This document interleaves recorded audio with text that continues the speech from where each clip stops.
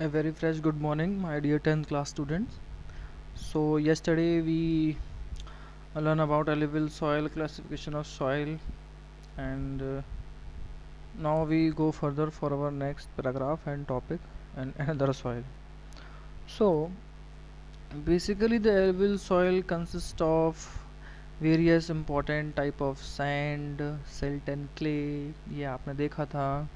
और जब आइलैंड की तरफ जाते हैं रिवर वैली में कई सॉइल पार्ट आपके अपीयर होते हैं बिगर साइज़ में। आप कई नदियों के पास जाएं आप देखेंगे कि रिवर का फ्लो एक साइड अलग हो रहा है और कुछ टीले टीले से ऊपर साइड से मिट्टी के बन गए। वो मिट्टी वो अपने साथ माउंटेन से कैरी करते हुए अलग अलग रीजन से होते हुए साथ में ले आती हैं।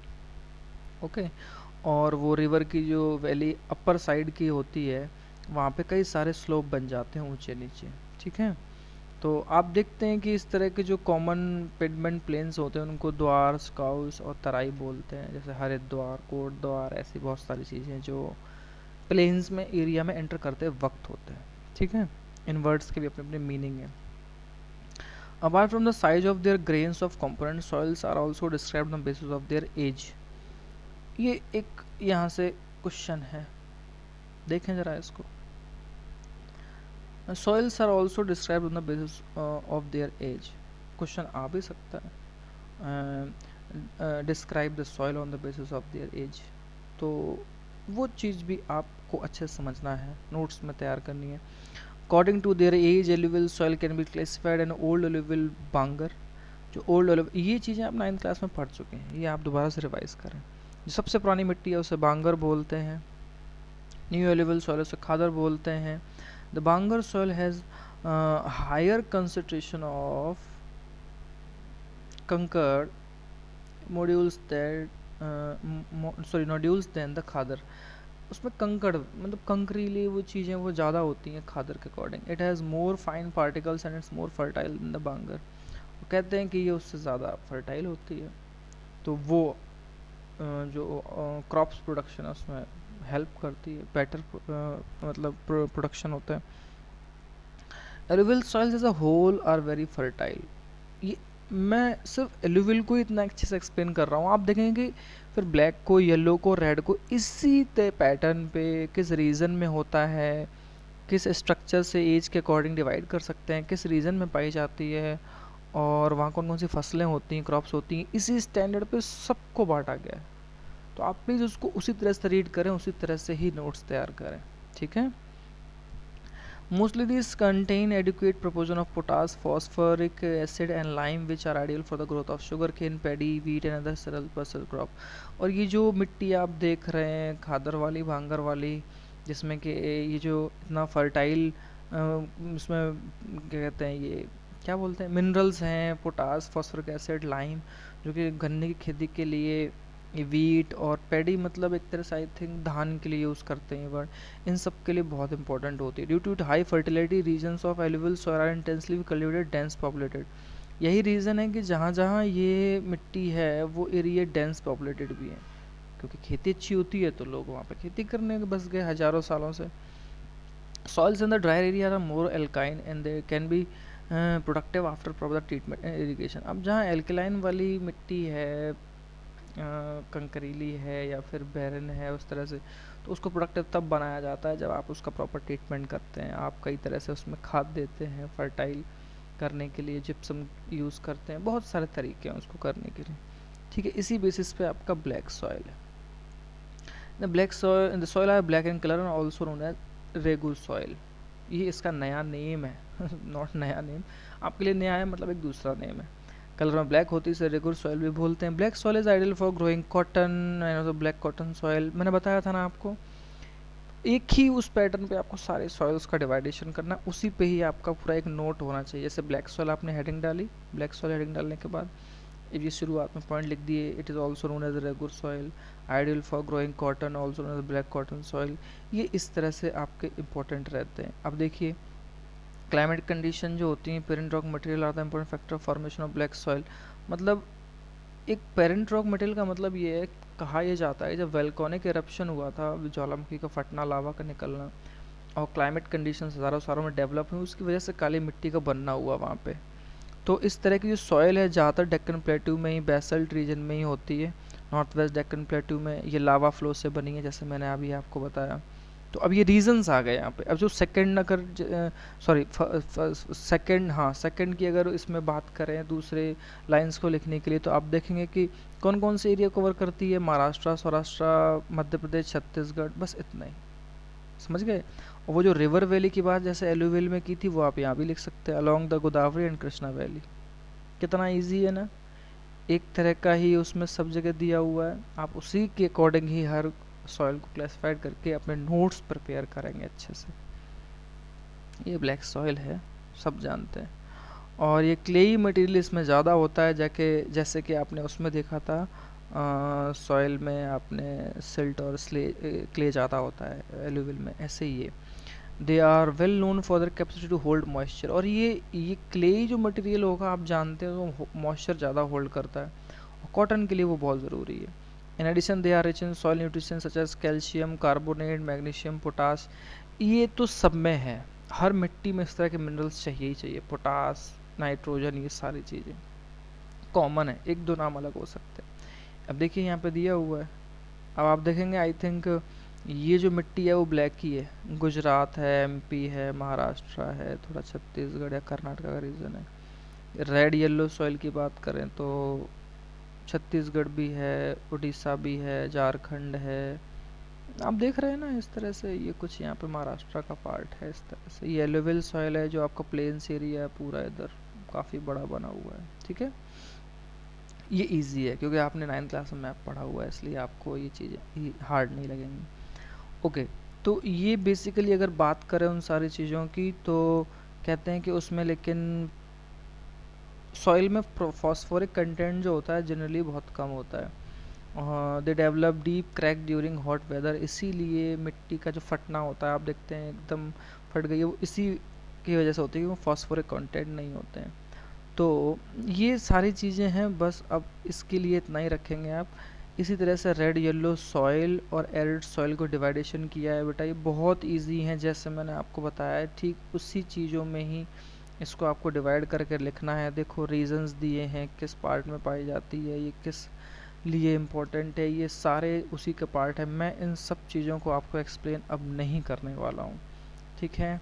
ये बहुत आसान है, आप प्लीज़ उसको करें। और फॉरेस्ट सॉइल भी कोई बहुत ज़्यादा खास इम्पोर्टेंट नहीं है। अब जो आता है वो आपका आता है soil erosion and soil conservation. हालांकि कंजर्वेशन जब आप पढ़ लेते हैं तो सॉइल का किस तरह से होना चाहिए वो भी आप चीज़ें समझ सकते हैं अच्छे से, और ये मैं इसमें एक्सप्लेन किए देता हूँ। अब प्रॉब्लम ये है कि ये गली इरोजन है, मतलब इस तरह गली गली सी निकल जाती है टूटने से। इस टाइम बारिश में सबसे ज़्यादा होती है, आप भी जानते हैं ये सारी चीज़ें। The denudation of the soil cover and subsequent washing down is described as soil erosion. मिट्टी का कटना और उस तरह कवर का हट जाना, वॉश डाउन होके बह जाना, मिट्टी का कटान, इसको इस तरह बोलते हैं, ठीक है, soil erosion. The process of soil formation and erosion go on simultaneously and generally they are in balance between two. कहते हैं मिट्टी का बनना और मिट्टी का कट जाना दोनों ही प्रोसेस साथ साथ चलती हैं। Sometimes this balance is disturbed due to human activities like deforestation, overgrazing, and mining. Sorry, construction है। अब प्रॉब्लम क्या है, क्वेश्चन ये रेज होता है कि why soil erosion is happen in India in most part of the country, या कुछ भी आए soil erosion पे, अगर वो रीजंस की बात करेगा, वो बैलेंस क्यों डिस्टर्ब होता है। अच्छा, जैसे ये आता है the process of soil formation erosion gone simultaneously and generally, ये भी एक लाइन की तरह यूज़ होता है। उसकी मेन प्रॉब्लम क्या है जिसकी वजह से ये सॉइल इरोजन बढ़ता है, तो डिफॉरेस्टेशन, जंगलों काटना, ओवरग्रेजिंग, ज़्यादा जो ग्रास फील्ड के मैदान हैं उनको चरा देना, कंस्ट्रक्शन वर्क करना, माइनिंग कर देना, तो ये मिट्टी का कटान बेटा बढ़ता है, ये सबको मालूम है। वाइल जो नेचुरल फोर्सेस होते हैं जैसे हवा, ग्लेशियर और वाटर भी, भाई बाढ़ आना, ये सब चीज़ें ये भी मिट्टी को कटान को बढ़ा देती हैं, ग्लेशियर यानी पहाड़ी इलाकों में। The running water cut through the clayey soils and make deep channels as gullies. अब होता क्या है, वो बहता हुआ पानी है वो इस तरह की गहरी गहरी चैनल बना देता है जिनको गलीज बोलते हैं। The land became unfit for cultivation known as bad land, और फिर वो ज़मीन खेती के लिए अच्छी नहीं रहती है, फिर वो आपके लिए बैड लैंड की तरह बन जाती है, उसको बैड लैंड बोलते हैं। इन द चंबल बेसिन अगर कोई गया है तो आप उधर देखेंगे लैंड्स आर कॉल्ड रेवेंस। ये कहा है, अब ये नया शब्द है, व्हाट इज़ रेवेंस, तो आप कहेंगे चंबल बेसिन में लैंड को रेवेंस कहते हैं। वो रीज़न क्या है, वो इसी तरह से वहाँ लैंड बहुत ज़्यादा टूटी हुई है, गलीज में बटी हुई है, वहाँ आप खेती अच्छे से नहीं कर सकते। आप कभी यमुना एक्सप्रेस वे पे जाएँ इधर आगरा से नोएडा तो आप देखेंगे साइड से बहुत जगह आपको ऐसी मिट्टी मिल जाएगी।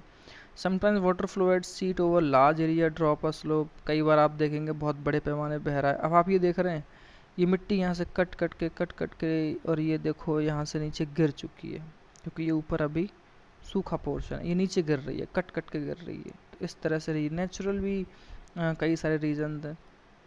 And such case the top soil is washed away. अब होता क्या है कि रिवर फ्लो लाती है बहुत बड़े एरिया में ढलान से होते हुए स्लोप्स बनाते हुए, तो जो ऊपर की मिट्टी होती है जैसे ये देख रहे हैं आप नीचे, ये इस तरह से बह गई है। इस टाइम बरसात के मौसम में दरवाज़ों के बाहर या पार्क में अपने देखें एक बहुत अच्छी सी पतली पतली जो लेयर वाली मिट्टी है चमकीली सी रेड कलर की, वो बह जाती है, वही तो टॉप लेयर पे अच्छी सॉइल होती है। और जो ऊपर बच जाता है फिर ये धसक जाती है। This is known as sheet erosion. ये जो सबसे ऊपर के जो टॉप लेयर है उसका वॉश्ड हो जाना, बह जाना, इसको शीट इरोजन बोलते हैं।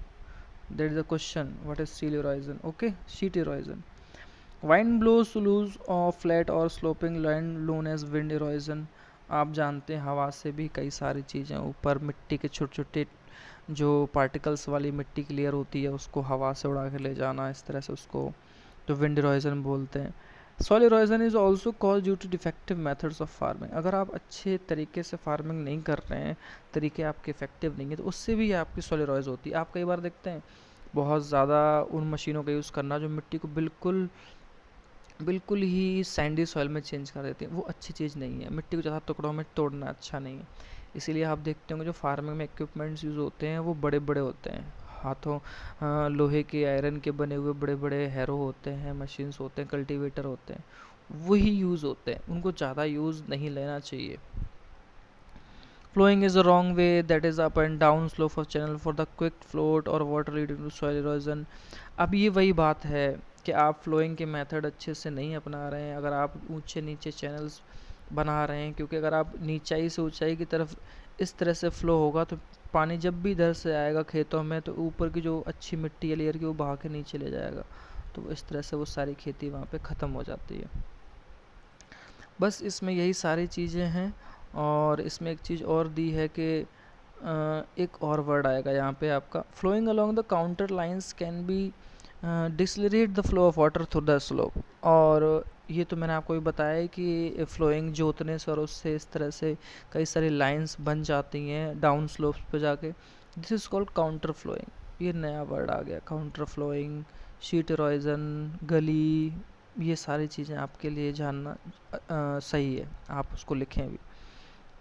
Steps can be cut out on the slopes making terrace. अब ये सारी चीज़ें तो बहुत इंपॉर्टेंट है। टेरेस मतलब आप देखते हैं कई बार वो सीढ़ीदार चीज़ें बन जाती हैं, इसका पानी इधर फ्लो में आता है, फिर इसका इधर आता है, फिर इसका इधर आता है, ऐसे ये पहाड़ी रीजन्स में भी कई तरह से होता है, वो हमारे यहाँ भी बन जाता है। हालांकि वहाँ पे उस तरह की मिट्टी है वो बनना ठीक है, अगर ये हमारे यहाँ बनता है तो हमारे यहाँ की जो मिट्टी होती है वो मोर एल्यूवियल है, वो बह के नीचे चली जाती है और इससे ऊपर की जो ज़मीन है वो सारी ख़राब हो जाती है। तो बस ये इसमें यही सारी चीज़ें हैं, इसमें अब कुछ भी इस तरह का नहीं बचा है। और ये स्टेट्स ऑफ इंडिया एनवायरनमेंट है, इसमें बस कुछ एक एग्ज़ाम्पल के तौर पे कुछ चीज़ें बताई हैं कि वो क्या है, ये इतना इम्पोर्टेंट नहीं है।